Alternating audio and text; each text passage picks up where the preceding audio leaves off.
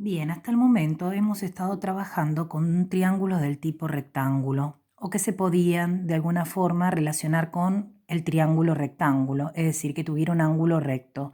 Y entonces cuando teníamos triángulos rectángulos podíamos trabajar con la función seno, coseno o tangente, con sus respectivas definiciones. El problema es que no siempre un triángulo se puede transformar en un triángulo rectángulo y muchas veces vamos a estar trabajando con triángulos que son oblicuángulos, es decir, en los cuales no contamos con un ángulo recto. Para eso no se va a poder utilizar el seno, coseno, tangente como lo veníamos utilizando. Y de ahí necesitamos estos dos nuevos teoremas que se llaman teorema del seno y teorema del coseno. Es decir, que el teorema del seno y el coseno lo van a poder utilizar para triángulos del tipo oblicuángulos.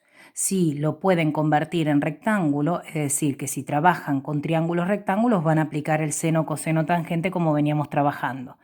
Pero si no hay ninguna característica que lo relacione con el triángulo rectángulo y directamente es un triángulo oblicuángulo, vamos a trabajar, como dije recién, con el teorema del seno y teorema del coseno. Lo primero que es importante es ver la diferencia, cuándo usar el teorema del seno y cuándo usar el teorema del coseno. Como verán, ahí estoy colocando algo que es fundamental, que en el teorema del seno participan dos ángulos, es decir, que le dan dos ángulos, ya sea alguno como incógnita o los dos ángulos como dato. Mientras que en el teorema del coseno participa un solo ángulo, es decir, que tenemos solamente un ángulo como dato o como incógnita y después tenemos que relacionar los lados, no los otros ángulos. Entonces eso es fundamental para saber cuándo usar uno o cuándo usar el otro. Ahora bien, ¿qué es lo que nos dice el teorema del seno? Lo que nos dice el teorema del seno es lo siguiente, que hay una razón, una proporción entre lo que es los lados y los ángulos opuestos. ¿Esa razón cuál es? Que si yo tengo un lado, por ejemplo, A, ¿sí?, dividido el seno del ángulo opuesto, observan el ángulo opuesto, en este caso lo llamé alfa, A sobre el seno del ángulo opuesto, que es alfa, es equivalente ¿a quién? Justamente al otro lado, B, sobre el seno del ángulo opuesto, que en este caso lo llamé beta. O si no, también lo puedo relacionar ¿con quién? Con C sobre el seno del ángulo opuesto, que en este caso lo llamé gamma. Es decir que para armar la razón o proporción tengo que trabajar con lado sobre seno del ángulo opuesto, lado sobre el seno del ángulo opuesto, lado sobre el seno del ángulo opuesto, y eso forma lo que se llama razones o proporciones. Eso ocurre en el teorema del seno. Con respecto al teorema del coseno, para aplicar las fórmulas respectivas, siempre nos tenemos que fijar cuál es el ángulo que nos dan como dato. Si nos dan como dato o como incógnita el ángulo, por ejemplo, alfa, siempre vamos a partir para aplicar la fórmula con el lado opuesto al ángulo alfa. Es decir, que partimos de este lado y justamente la definición va a ser que este lado, es decir, a elevado al cuadrado, es igual a ¿quién? A la suma entre el cuadrado de los otros dos lados, es decir, c al cuadrado más b al cuadrado. Siempre la fórmula es menos dos veces esos dos lados sin elevar, b por c, por el coseno del ángulo que forman esos dos lados, en este caso el coseno de alfa.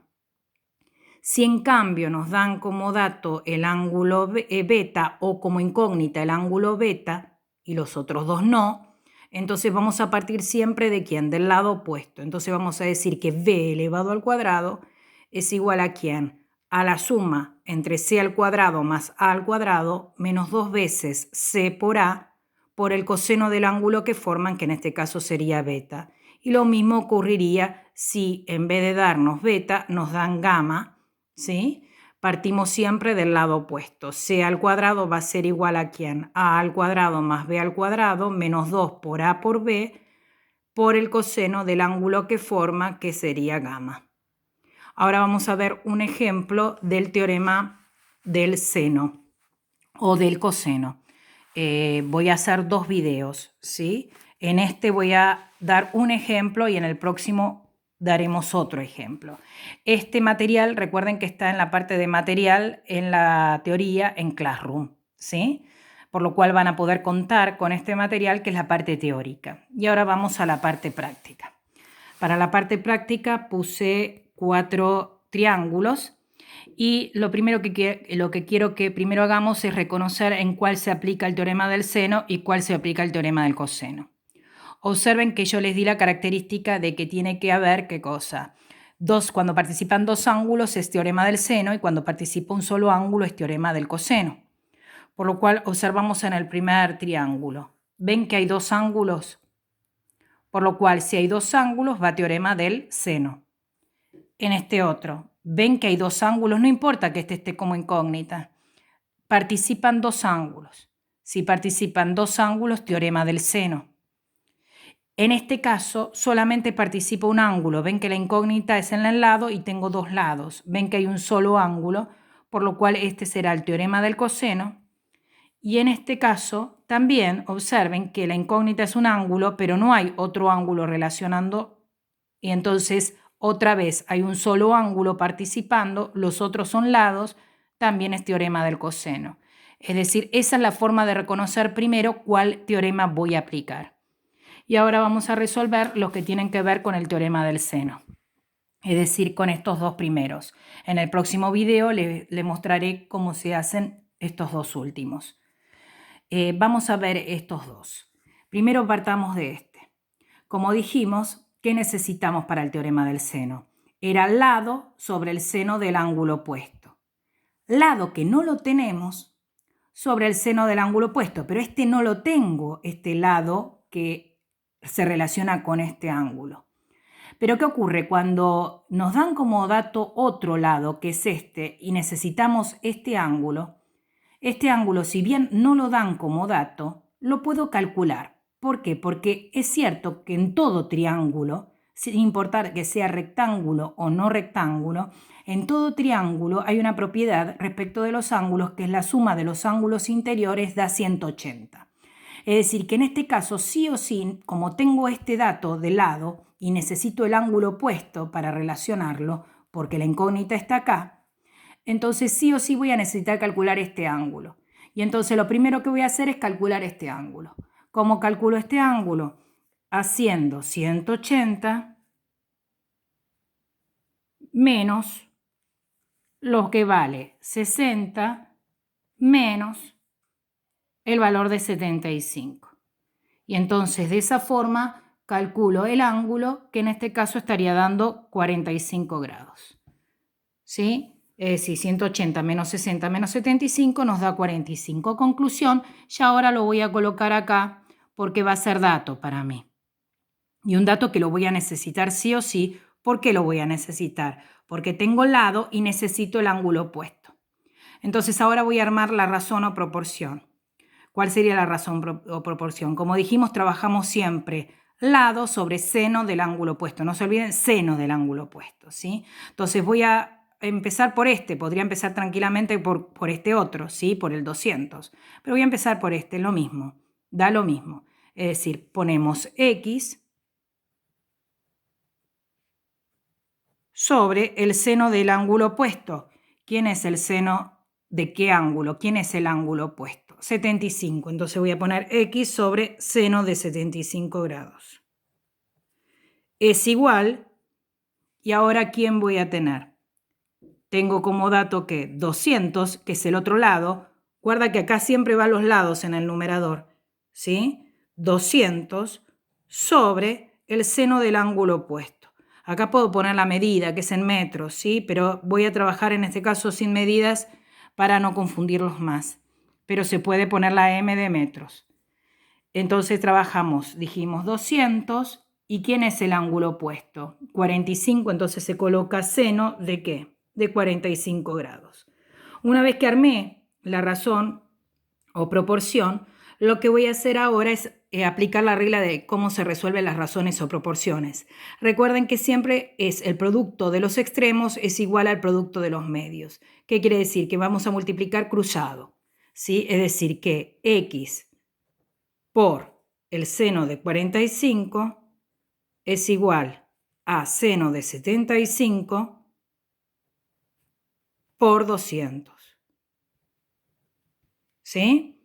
Y entonces, una vez que tengo eso, traten de no calcular acá el seno de 45 y el seno de 75, si no le va a dar mucha aproximación. Y nosotros queremos el resultado lo más exacto posible. Entonces, lo que les digo es despejen directamente la X. ¿Cómo los despejamos? Esto que está multiplicando pasa dividiendo y entonces queda que la X es igual a ¿quién? A seno de 75 por 200 dividido el seno de 45. Lo ponen así como está en la calculadora. Ponen sin 75 por 200 sobre sin 45. Recuerden que está en modo deg, ¿sí? La calculadora, que está en modo grado. Y entonces ahí le va a dar la respuesta que va a estar aproximada, la aproximamos a centésimos como siempre, y le va a dar 273,20 y ahí le pongo la unidad que es metros. Y ahí terminó el ejercicio. Y ahí sabemos cuánto medía la X en este caso. ¿Sí? Para el caso este, hacemos lo mismo. Armamos la razón o proporción. ¿Qué necesitamos? Lado sobre el seno del ángulo opuesto. Lado sobre el seno del ángulo opuesto. ¿Lo ven? En este caso tenemos que el ángulo es el que es desconocido, pero no importa, tenemos dos ángulos participando. Entonces armamos la razón o proporción. Ponemos 5, que es el lado, sobre el seno del ángulo opuesto. El ángulo opuesto a 5 es 30, entonces queda 5 sobre seno de 30 grados. ¿Es igual a quién? Es igual a, ¿quién es el lado? Siempre partimos del lado. 4 sobre el seno del ángulo opuesto, que es X. Entonces va a quedar 4 sobre el seno del ángulo opuesto, que es X. ¿Sí? Una vez que tenemos eso, ¿qué hacemos? Aplicamos directamente otra vez. El producto de los extremos es igual al de los medios, es decir, que va a quedar 5 multiplicado por el seno de X es igual a 4 multiplicado por el seno de 30. Es indistinto que pongan seno de 30 por 4, yo siempre pongo el número adelante para no confundirlo con el ángulo, ¿sí? Y acá, para despejarlo, ojo porque yo no puedo despejar, no puedo pasar todavía esto. Esto es la incógnita, seno de X por ahora. La incógnita está acá, pero no puedo pasar todo esto. Primero tengo que pasar el 5. El 5 está multiplicando, va a pasar dividiendo. 4 por seno de 30. Traten de no hacer los cálculos parciales, así le da la respuesta lo más exacta posible. Y ahora también traten de no hacer el cálculo acá para que le dé lo más exacto que se pueda la respuesta. ¿Y cómo van a despejar? Recuerden que entre el seno y la X no hay un por. El seno es una función. Y como función pasa como función inversa, que es arcoseno, que en la calculadora recuerden que funciona como sin a la menos 1. Entonces van a poner en la calculadora sin a la menos 1 de 4 por seno de 30 sobre 5. Y cuando coloquen todo, no se olviden de poner el paréntesis acá, ponen sin menos 1, es decir, shift sin 4 por seno sin 30 sobre 5. Cierran paréntesis, ponen igual y primero la calculadora les va a tirar 23,578. Es decir, que le va a tirar en grados directamente, pero como ahora estamos calculando un ángulo, y recuerden que cuando les da aproximado lo quiero en grados, minutos y segundos, por lo cual esto no lo voy a considerar y voy a poner la tecla grados, minutos y segundos y me va a dar 23 grados, 34 minutos, 41,44 segundos, que es la respuesta de cuál es el ángulo que era nuestra incógnita. Y ahí estaría terminando el ejercicio. En el próximo video vamos a ver los otros dos que tienen que ver con el teorema del coseno. Cualquier duda o cualquier consulta me pueden preguntar por WhatsApp o Classroom.